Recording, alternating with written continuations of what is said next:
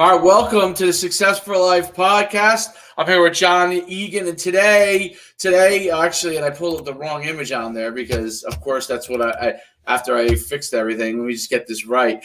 We're going to talk about studying failure. There it is. There it is. Studying failure. We're going to discuss that today, and a topic obviously everybody has to deal with at some point. Yep. And Jon is here to kind of tell us a little more about what he's found out in his time and just studying this topic. And we'll dive into, what causes failure, how to overcome it, and where do you go from there? Yep. Welcome, Jon. Dude, Coach, I appreciate you, man. I mean, before we even hit record, we were just talking about football, and I feel like both of us were like, all right, we could just talk for this whole entire time on just about football, but let's maybe focus on something at least for a little bit, and then if we want to later, we can make that shift later. That's right. That's right. Well, it's always fun talking sports, and there's no doubt that's just becomes like a pure joy, right? So, yeah. So tell us a little bit about your background. We talked a little bit beforehand about it, but I'd like everybody to really know in depth more about you. Yeah, absolutely.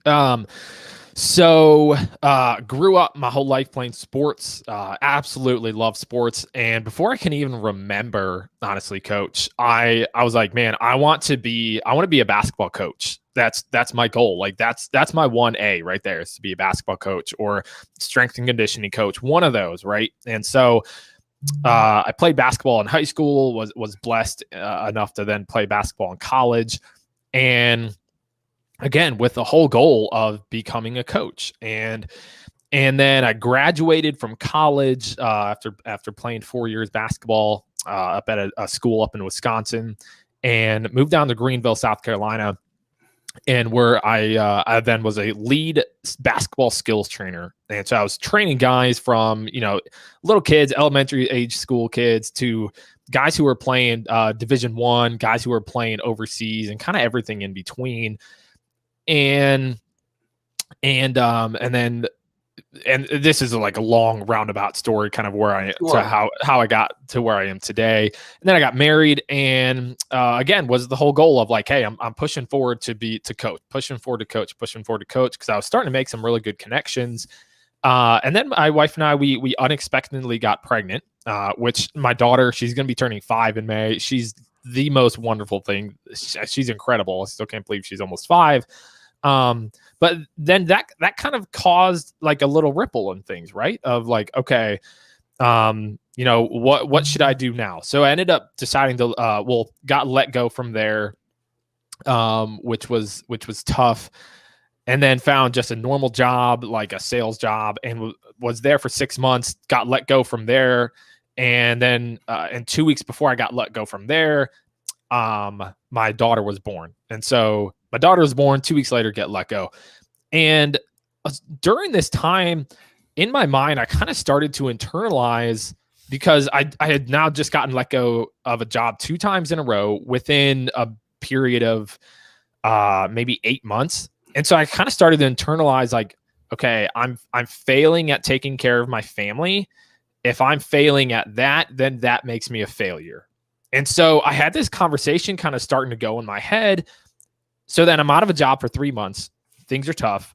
But then I get a coaching opportunity in Georgia. So then we moved down to Georgia, take a coaching job there. And it was really, really hard moving down there. And so we moved down there, and again, struggled really, really hard. Then at the end of that year, the AD unexpectedly said, hey, I'm going to take this coaching job. And I was like, what did I do wrong? He wouldn't give me any answer. And again, I started to internalize, man, I am failing at this. I am failing. Therefore, that makes me a failure, right? And so then we moved back to Greenville, South Carolina, where my wife's family is from. And I get a job, personal training, and I'm gone all the time. We're still struggling financially. We're at a point where there was a point where like my father-in-law was walking us through the grocery store, like myself, my wife, and my daughter, walking us through the grocery store and purchasing groceries for us.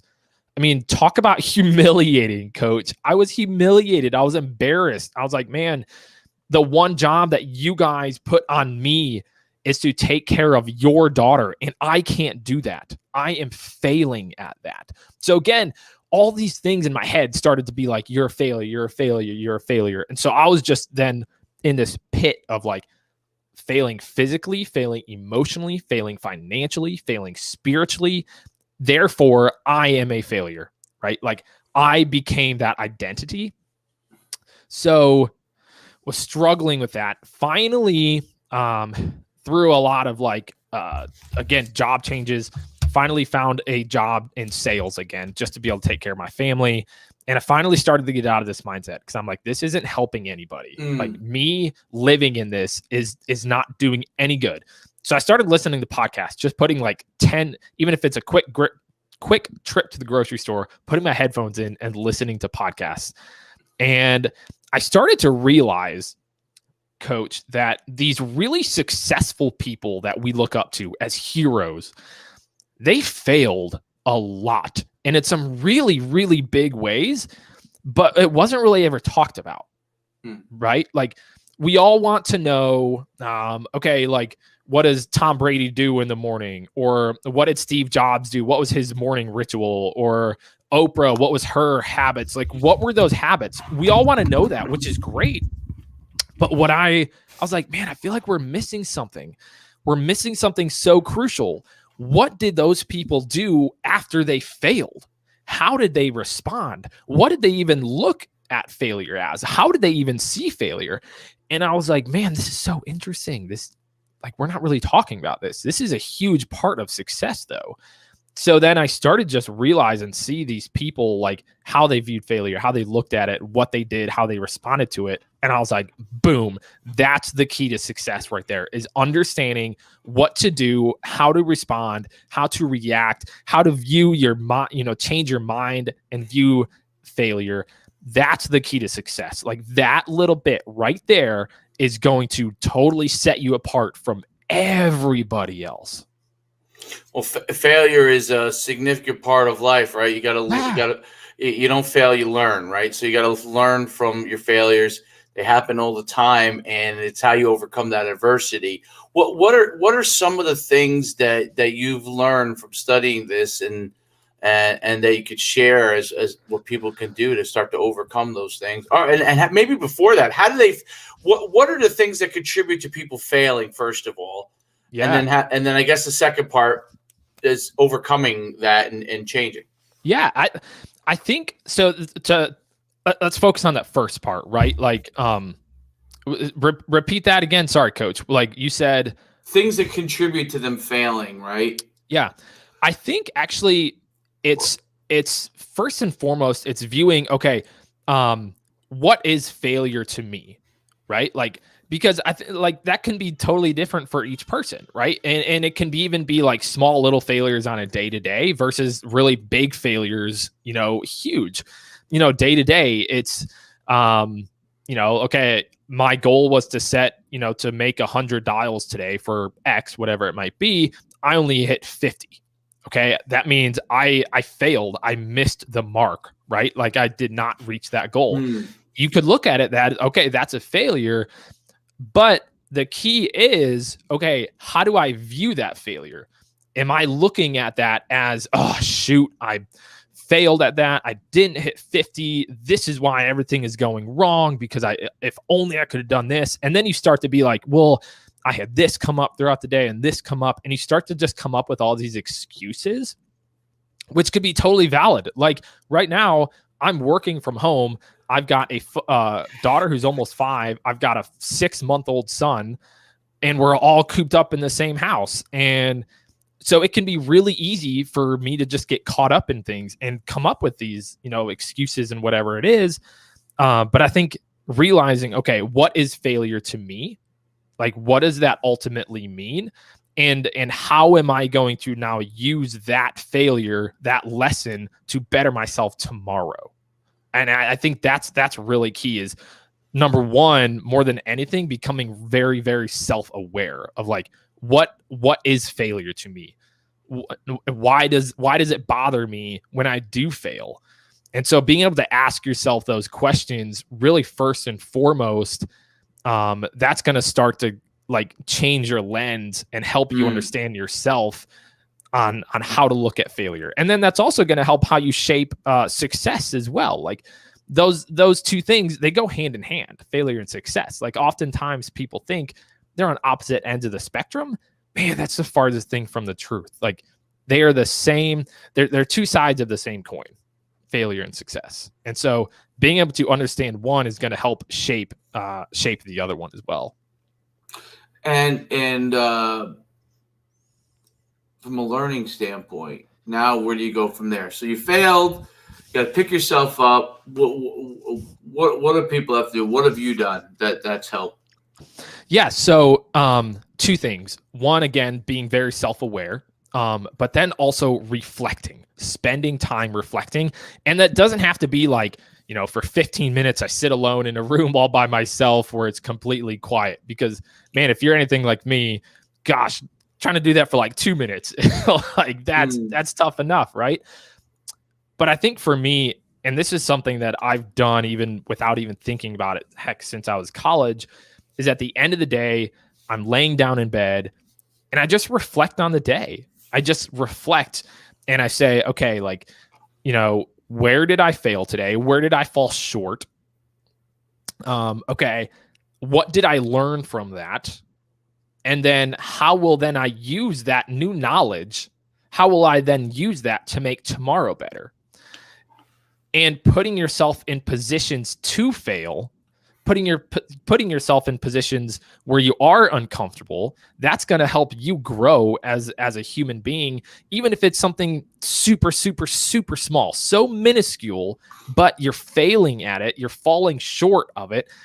And then you learn from it, you apply it to your day the next day, and then all of a sudden you stack all those up on each other. You keep stacking. Gosh, I mean, Coach, you look back to where you were a year ago, 2 years from doing those things, man, you're going to be a totally different person, going in a totally different direction. The key is in order to stack those successes, I think we overestimate what we can do in a day, and we underestimate what we can do in a lifetime, right? So just stacking those little successes, we're trying to, get everything done right now and just get some successes each day will get you towards that end goal. We kind of worry too much about what has to happen at the end instead of just worried about taking care of each thing each and every day. Yeah. Really good point. So tell me a little bit more about your study of this, and are there like some key takeaways and some key learning things when studying failure? Yeah, I think it all goes back to self-awareness, like being very self-aware. And heck, I mean, when I was playing basketball, both high school and college, man, Coach, I beat myself up so badly. Even when I was on the court, I'd miss a shot and I'd start to beat myself up. I wouldn't box out, or I'd miss a rebound. I'd beat myself up, turn the ball over, beat myself up. And by doing that, by beating myself up, I'm putting that whole focus on myself, right? I'm saying, oh, I'm the worst. I'm doing this. Whereas then if I'm able to step back and be like, okay, yeah, I missed a shot, or I turn the ball over. Okay, next time this happens, maybe I don't look exactly to where I'm passing the ball, right? Maybe, or just learn something from it. And by doing that, then you're caring more about the team and you're caring more about the end result rather than just yourself, right? Like you're able to take that out. And so again, just being very self-aware and reflecting, like those are the biggest things that will help shift and shape your lens, your mindset on failure and on success. And I heard this. I had someone on my show a while back, Coach. She's an author. Her and her husband wrote a book called The Purpose Factor. If anyone is looking for a new book, go check it out. It was on Yahoo's like top 20 books of 2020. Like it's really, really good. And she said something to me. She said, failure is redeemable for purpose. And coach, I just like, whoa, like when she said that.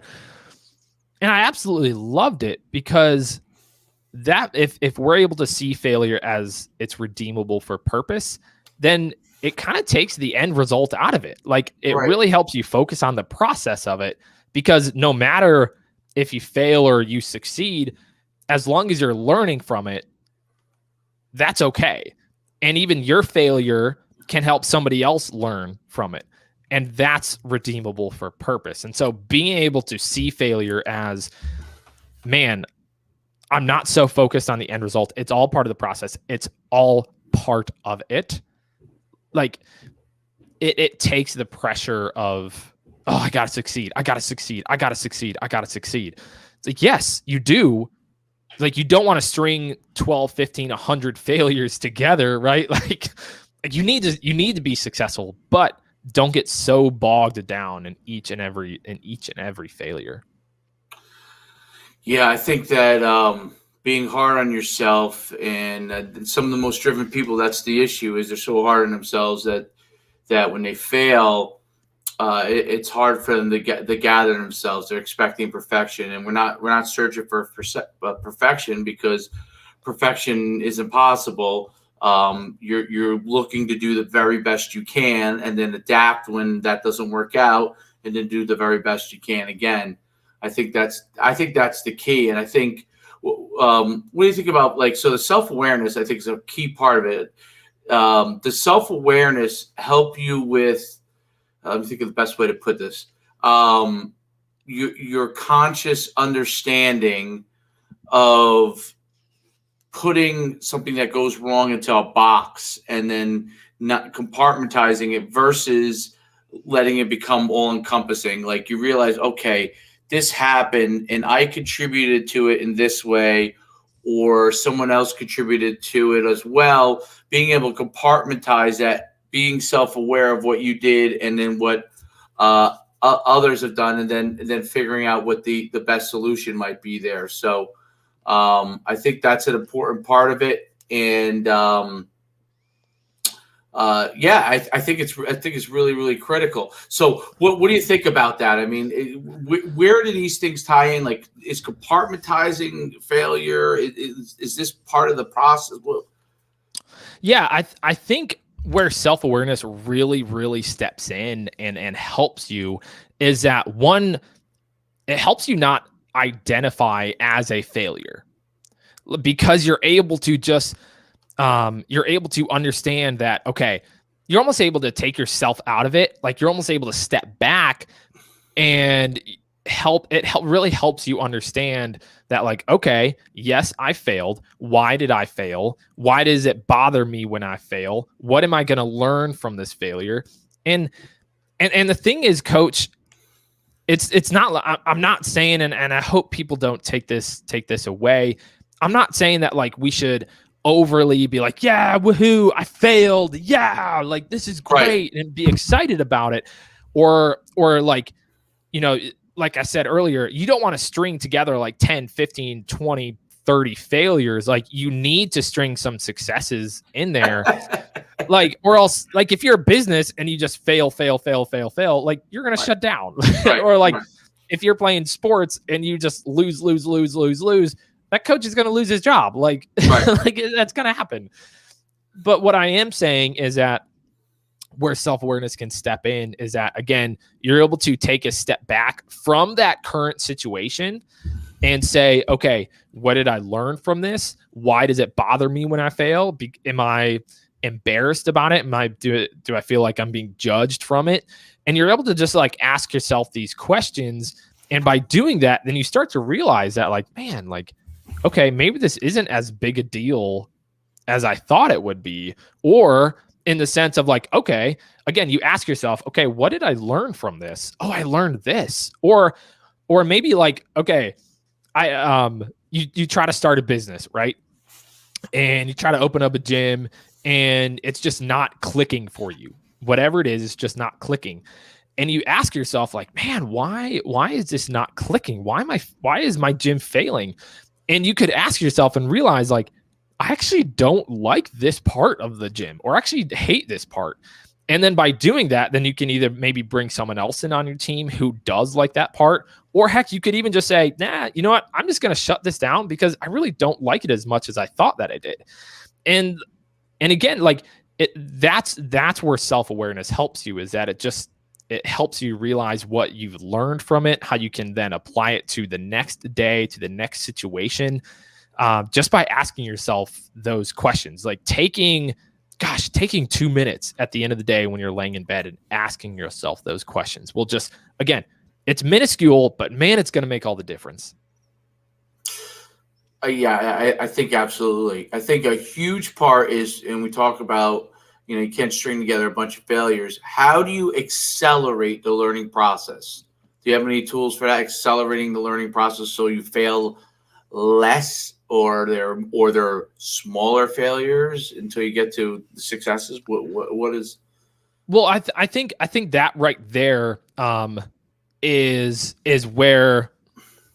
I think that right there is where is even a little misconception, right, to success, is because, okay, like people often say like failure is not an option. I disagree. I 100% think, I know that failure is an option. Like it is. It absolutely is. And so if we're going to fail, when we know that we're going to fail, we know we're going to put ourselves in those positions to fail. Let's learn from that. And then we're going to apply that learning to the next situation, and where we're going to succeed, we're going to be successful in. And we're just going to keep moving, man. Like we are moving. Yes, I succeeded in this. Now I have a different goal. That goal is a little bit outside of my comfort zone. So I got to push myself to where I might fail, where I might be uncomfortable, where I might make a mistake, whatever it might be. I might look like an idiot, but that's okay because I'm learning. Then I'm going to apply it to my next situation. And I'm just like, I'm pushing forward, and I'm not getting bogged down by each and every failure that happens, because I know that like, yep, I failed at that. I learned from this. Boom, I'm on to the next one. Right. And something that I tell people a lot is, okay, you failed. Yes, that sucks. Failure hurts. It's painful. I've been there. I've lived it.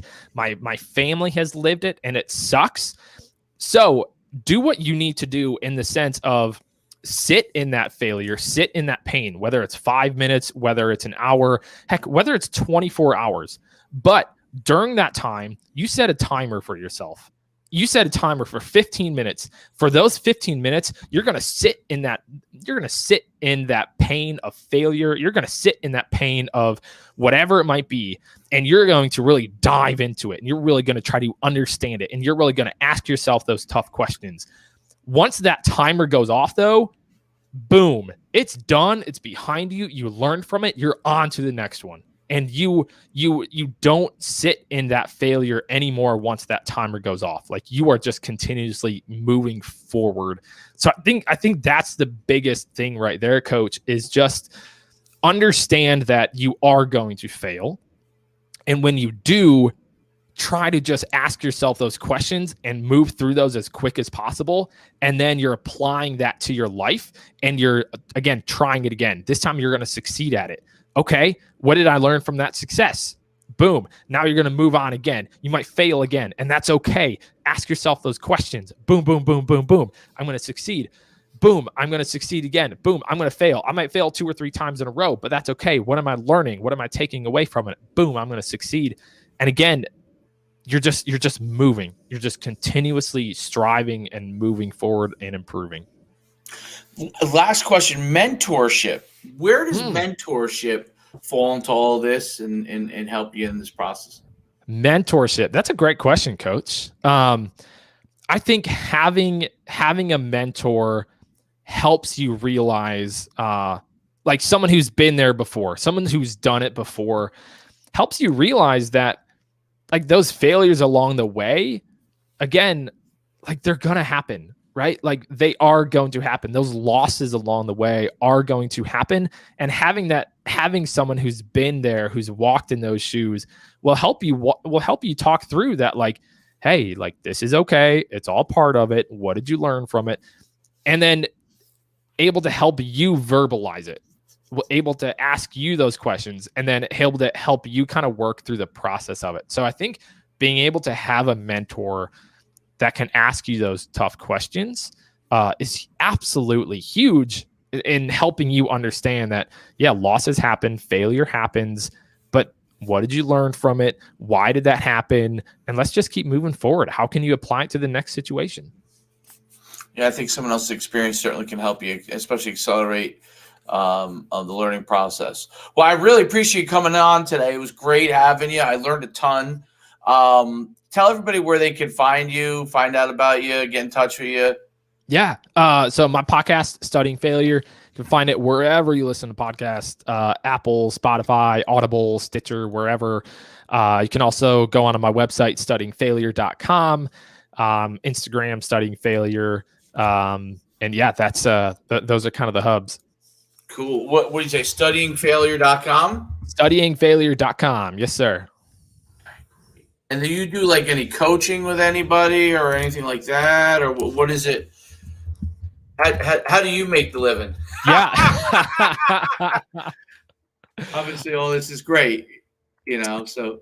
Yeah, absolutely. So I've got some I've got some things that I'm working on right now as far as coaching and as far as developing, as far as even like a journal that I'm working on that will walk you through these questions and will help you set goals for the day, will help you then reflect and what questions you should ask.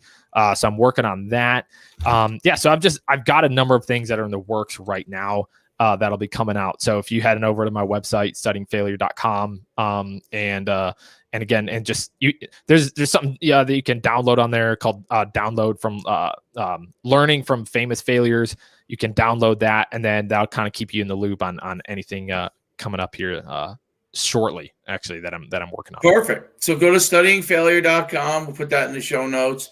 At Studying Failure, right, at Instagram. Yep. Twitter as well, or anything like that? Twitter is Jon Egan.